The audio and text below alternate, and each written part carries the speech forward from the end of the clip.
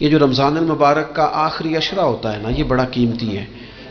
میرے نبی پاک صلی اللہ تعالیٰ علیہ وآلہ وسلم نے ارشاد فرمایا، بعض احادیث میں لفظ یہ ہیں کہ اللہ اپنے بندوں کو دیکھ کے مسکراتا ہے جو اس کی شان کے لائق ہے۔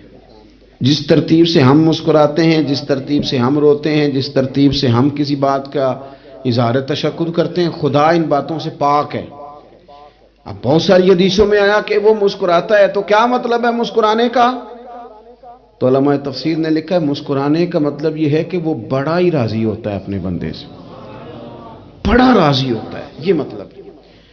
ایک تو مسکرانے کا مطلب یہ کہ وہ بڑا راضی ہو گیا، بڑا راضی ہو گیا، وہ مسکرا دیا اپنے بندے پہ۔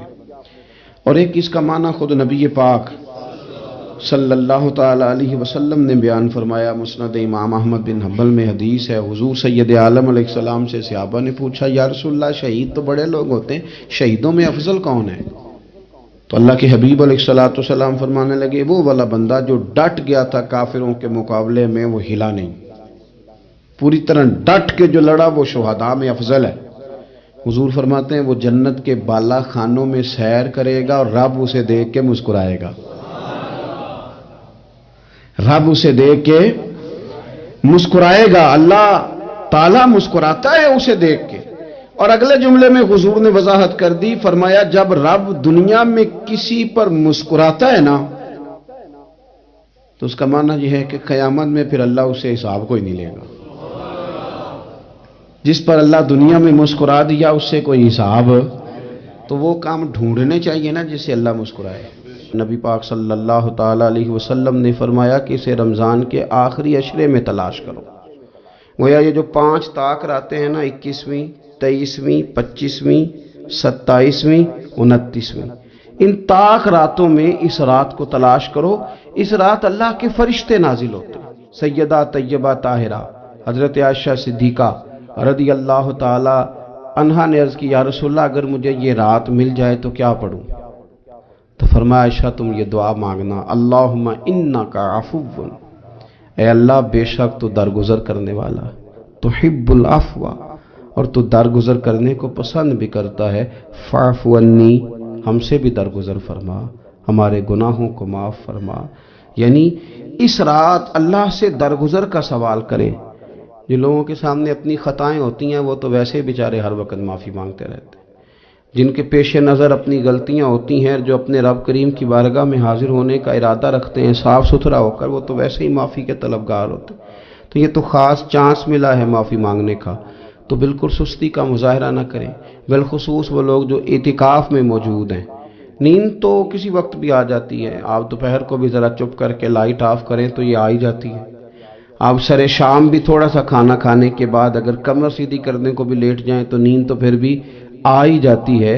لیکن یہ سنہری قسم کے ایام ہیں، سختی نہیں، پابندی نہیں، فرض نہیں، لیکن اگر شوق کے ساتھ، ذوق کے ساتھ، توجہ کے ساتھ، میں ایک مثال دیا کرتا ہوں کہ یہ ہمارے پاس قیمتی دن ہے رمضان کے، ایک عمل کا ثواب 70 کے برابر ہے۔ تو جس طرح انسان کے پاس کوئی چیز تھوڑی دیر کے لیے آئے تو اس نے جانا ہو تو لوگ اس سے زیادہ فائدہ اٹھانے کی کوشش کرتے ہیں۔ دیہاتوں میں نا غریب گھروں میں استری نہیں ہوتی تھی، ہر گھر میں نہیں ہوتی تھی، تو کسی پڑوس سے استری لے کے آتے تھے تو بوڑھے لوگ یہ کہا کرتے تھے کہ زیادہ کپڑے استری کر لو، استری واپس کرنی ہے۔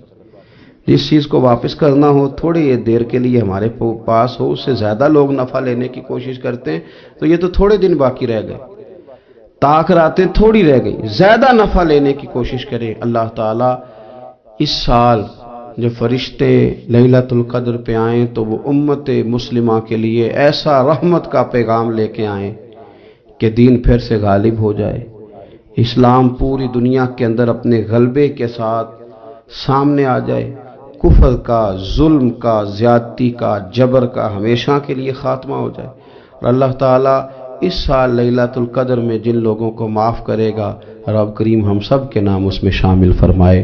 آسمان دنیا پر، زمین پر فرشتے اترتے، حضرت جبریل امین علیہ الصلوۃ والسلام انہیں لے کر کے آتے ہیں، اور فرشتے کیا کرتے ہیں کہ جو بندہ اس رات اللہ کی یاد میں موجود ہو، جو بندہ اللہ تبارک و تعالیٰ کے ذکر میں موجود ہو، جو بندہ اس دن اللہ تبارک و تعالیٰ کی بارگاہ میں کسی بھی طور پر حاضر ہو، فرشتے اس کے لیے دعائے مغفرت بھی کرتے ہیں اور رب کی بارگاہ میں التجائے رحمت بھی کرتے ہیں کہ انسان عبادت کر رہا ہو اور فرشتے اس کی زیارت کو آئیں۔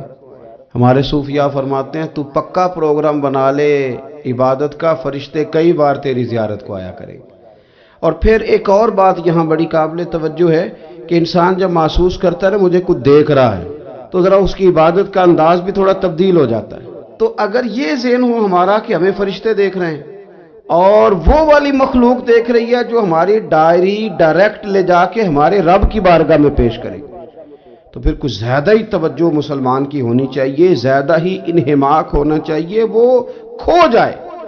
ٹھیک ہے ہم کمزور بھی ہیں، ہمارے اندر کچھ پریشانیاں بھی ہیں، ہماری بیماریاں بھی ہیں، ہم لاغر بھی ہیں، ذوف بھی آ جاتا ہے، تھکاوٹ بھی ہمیں آ لیتی ہے، لیکن لمبی تو بات ہی کوئی نہیں، 5 تو طاق رہتے ہیں۔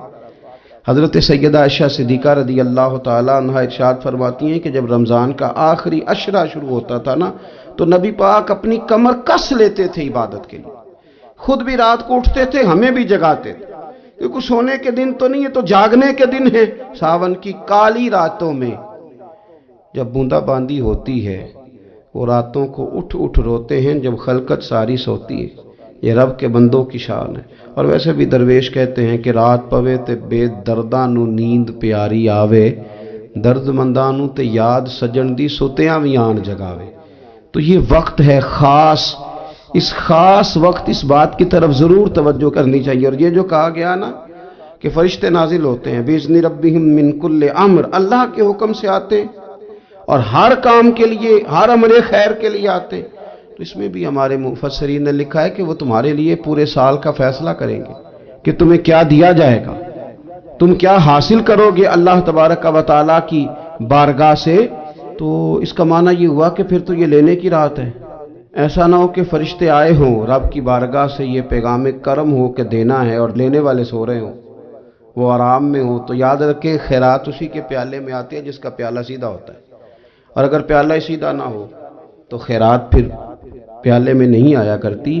تو پھر اس کو جو کہا گیا نا کہ یہ سلامتی والی ہے، تو اس میں ایک اور بات بھی ہمارے پھر مفسرین نے لکھی ہے کہ اس رات شیطان تو ویسے ہی قید ہے، اس رات بندے کا نفس بھی نہیں اسے تنگ کرتا۔ یہ طاق راتیں اتنی حسین ہے کہ تھوڑی سی بندہ ہمت کرے تو اللہ عبادت کے لیے اس کے دل کو قرار عطا کر دیتا ہے، اسے سکون ملتا ہے، طبیعت ٹھنڈی ہو جاتی ہے اور وہ بڑے ذوق کے ساتھ اللہ کی عبادت کرتا ہے۔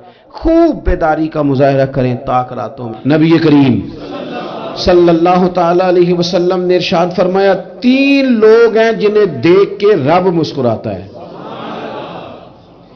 یا رسول اللہ صلی اللہ علیہ وسلم وہ کون کون سے؟ تو محبوب فرمانے لگے ایک وہ بندہ ساری مخلوق سوئی ہے، آدھی رات ہے، رات کا پچھلا پہر ہے، اس نے اٹھ کے وضو کر لیا، مصلی پہ کھڑا ہو گیا خدا کی یاد میں، فرمایا اسے دیکھ کے رب مسکراتا ہے جو اس کی شان کے لائق ہے۔ مسکراتا ہے اللہ، یہ تو سونے کا ٹائم تھا، یہ تو گہری نیند آنے کا وقت تھا، رات کا پچھلا پہر، رات پوے تے بے درداں نو نیند پیاری آوے تے درد منداں نو یاد سجن دی سوتیاں وی آن جگاوے۔ اور ساون کی کالی راتوں میں جب بوندا باندی ہوتی ہے وہ راتوں کو اٹھ اٹھ روتے ہیں جب خلقت ساری سوتی ہے، اللہ مسکراتا ہے۔ اور سننا میرے بھائی، میرے نبی پاک صلی اللہ تعالیٰ علیہ وسلم فرماتے ہیں جب مسلمان نماز کے لیے صفیں بناتے ہیں نا، ترتیب لگ رہی ہوتی ہے، اب اللہ کی بارگاہ میں کھڑے ہوں گے، قیام کریں گے، رکوع کریں گے، سجود کریں گے، فرمایا جب مومن صفیں بناتے ہیں تو رب دیکھ کے مسکراتا ہے، مسکراتا ہے۔ کمال ہو گئے عروج بندگی کا، جب بندے کو دیکھ کے رب مسکرائے، خدا بندے سے خود پوچھے بتا تیری رضا کیا ہے، مسکراتا ہے۔ اور میرے نبی پاک علیہ السلام فرماتے ہیں جب مجاہد جہاد کے لیے صفیں سیدھی کرتے ہیں، آج تو یہ رب کے نام پہ مرنے ہی آ گئے، یہ صفوں میں کھڑے ہوں گے، ترتیب سے لڑیں گے، ترتیب سے گلا کاٹیں گے کافروں کا یا شہادت لیں گے۔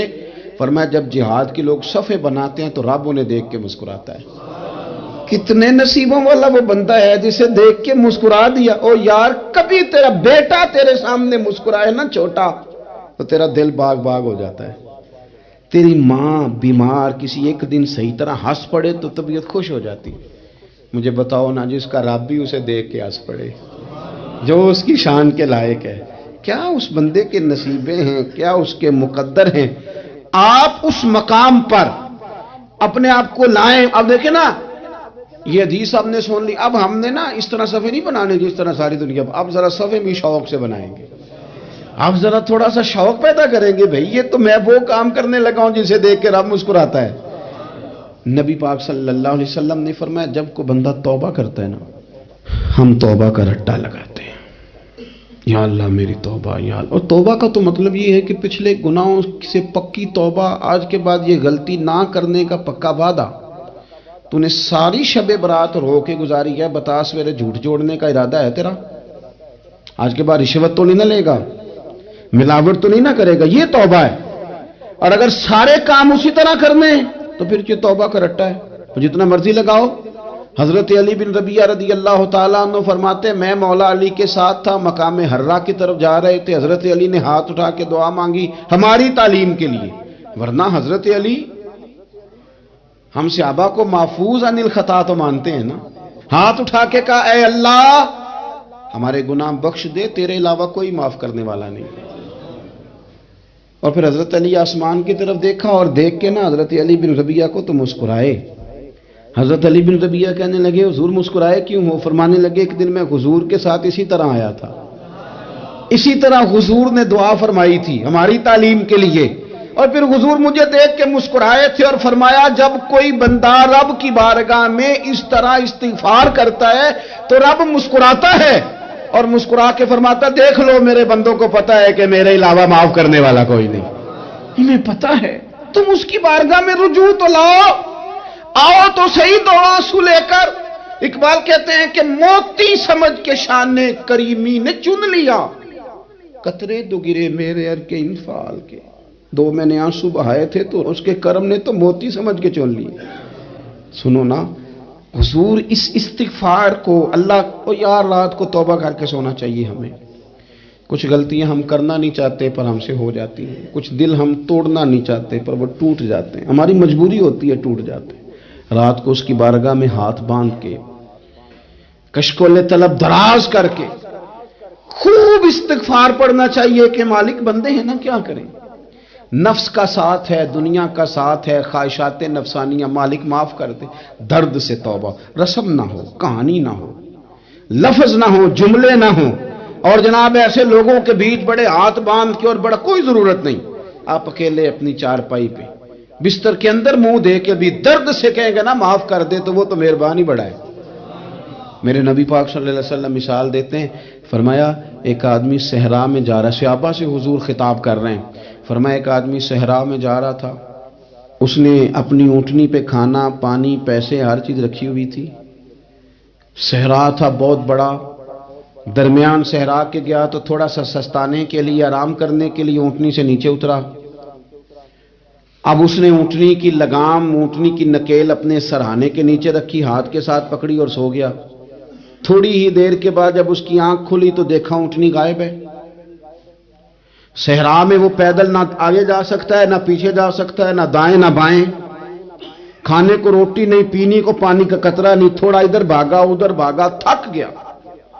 करीम महबूब फरमाते हैं वो पूरी तरह निढाल हो गया और मायूस हो गया, माअज़ल्लाह मायूस होके दोबारा उसी जगह आके लेट गया जहां पहले लेटा था। इंतजार करने लगा कि अब मौत ही आएगी, आखिरी वक्त है, अब ना मैं पैदल ये सहरा क्रॉस कर सकता हूं, ना पीछे जा सकता हूं, ना खाना है ना पानी है, सिवाय मौत के कोई सहारा नहीं। हुजूर फरमाते हैं वो रास्ते में दोबारा लेट गया। अचानक उसने रुख बदला तो ऊँटनी सामने खड़ी थी। हुजूर ने सहाबा से पूछा, बताओ ना उसे भला कितनी को खुशी होगी? या रसूल अल्लाह जी, से नई जिंदगी मिल गई है। आप देखें ना, सारे डॉक्टरों ने कह दिया कि इसके जो गुर्दे मैदा जिगर हर चीज खत्म है, घर ले जाओ खिदमत करो, हर तरफ परेशानी है। वो बंदा भी समझ गया है कि आखिरी वक्त आ गया, कल जाऊं परसों जाऊं, तैयारी हो गई, सब लोग आ गए, बाहर वाले भी आ गए। یہ ماحول ایک عجیب رنگ اختیار کر گیا. اچانک ایک ڈاکٹر نے آ کے کہا نہیں نہیں غلطی لگ گئی تھی. مجھے بتائیے انداز کیا ہوتا ہے؟ بغیر دوائی کے بندہ اٹھ کے کھڑا نہیں ہو جاتا. او میں تو بچ گیا ہوں. نبی پاک صلی اللہ علیہ وسلم فرمانے لگے اس کی اونٹنی مل گئی. بتاؤ بھلا اسے کتنی خوشی ہوگی. یا رسول اللہ وہ تو دوبارہ دنیا میں آ گیا. حضور فرمانے لگے اسے کچھ بھی خوشی نہیں ہوئی. جب کوئی رب کا گناہگار بندہ آ کے توبہ کرتا ہے رب کو اس سے کئی گنا زیادہ خوشی ہوتی ہے. میرا بندہ آ گیا ہے, میرا بندہ آ گیا ہے, میرے گھر آ گیا. اس نے آنسو بہائے ہیں. اس نے کہا اللہ میں تیرا ہی ہوں, تیرا ہی رزق کھاتا ہوں, تیری ہی زمین پہ رہتا ہوں, تیرے نام سے میری سانسیں چلتی ہیں. وہ آ گیا. فرمایا اس اونٹنی والے سے زیادہ رب کو خوشی ہوتی ہے جب گناہگار آ کے توبہ کرتے. گناہگاروں کے آنسو اس کی بارگاہ میں بڑے مقبول ہیں, لیکن ہم رسم ادا کرتے ہیں.